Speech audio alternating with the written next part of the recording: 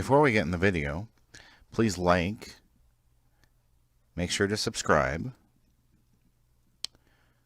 turn on your notifications, go ahead and leave a comment below,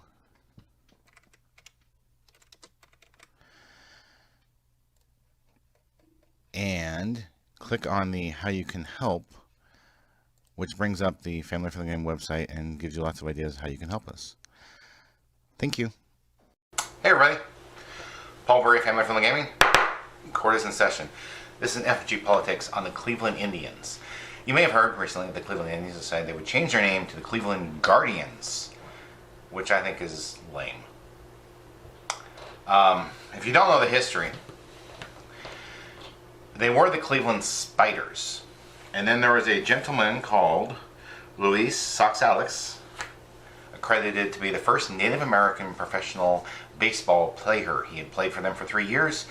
He had so impressed them with his play that they decided they wanted to honor Native Americans, at the time called Indians, and change their name to the Cleveland Indians. It was all to honor him and to honor Native Americans. So what you have, all of these many decades later, is people who decide they want to redefine and say, it's offensive. Now let me tell you something. First off, if you check polls, you'll find that the majority of Native Americans are not offended by it. Not offended by the Washington Redskins name either.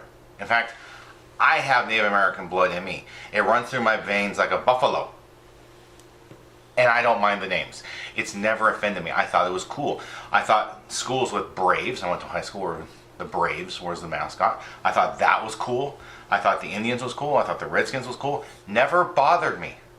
In fact, as all these redefinitionists have been attacking and trying to redefine things, I decided, you know what? I went and bought me a Cleveland Indians t-shirt, went and bought me a Chief Wahoo shot glass, went and bought me Washington Redskins shot glass, Washington Redskins shirts. And if you've seen some of the streams, I've worn those in them. Why? Because I believe in supporting and maintaining historical traditional values, not constantly trying to redefine things all the time. I'm sick of the redefinitionists. Honestly, this is ridiculous. They shouldn't be out there constantly trying to redefine things that they don't like and try to force it down everyone else's throats and force everyone else to follow and obey whatever they believe in. That's ridiculous. I love how they sit there and say, we're tolerant of diversity, and then they go and attack diversity. No, you're not. You're liars. You know, you're just horrible people doing horrible things, and you're making the world a worse place to live in. Sorry. You don't like something, don't pay attention to it, honestly. So I'm going to keep calling them the Cleveland Indians. I'm not going to accept the redefinition. Same with the Washington Redskins. They're still the Washington Redskins to me. That's all they're ever going to be. And part of my problem, of course, as you know, I'm totally against redefining things. So the redefinitionist, that's the biggest issue for me, trying to redefine things.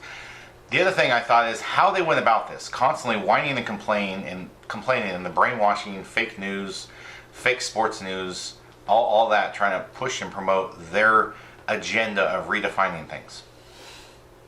Here's how I think they should have done it. First off, you go to the city of Cleveland and you make them vote. I mean, I love how these people they're so pro-democracy, except when they want to try to shove something down everyone's throats and not actually pay any attention to it. If you're so pro-democracy, the city of Cleveland should have voted yes or no to change the name.